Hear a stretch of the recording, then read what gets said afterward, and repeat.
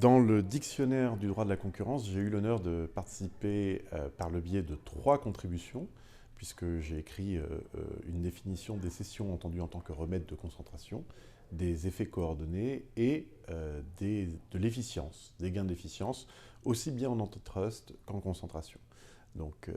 on a essayé de développer un petit peu la définition en reprenant l'archéologie des textes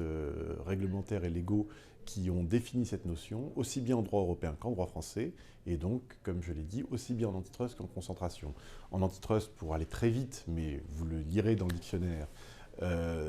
ça prend la forme, la prise en compte des gains d'efficience d'un certain nombre de pratiques qui sont exclues du contrôle.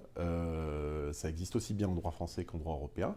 En termes de concentration, il s'agit d'une prise en compte un peu limitée dans le droit du classique arbitrage entre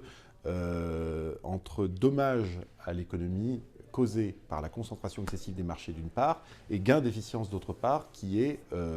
un aspect fondamental de l'analyse par la théorie économique des concentrations. En termes de droit, j'ai dit que cette prise en compte était un peu limitée. C'est parce qu'en particulier en France, les textes disposent que ça n'est qu'en phase 2 qu'on fait explicitement cet arbitrage entre les gains économiques d'une part et le dommage à l'économie d'autre part. Les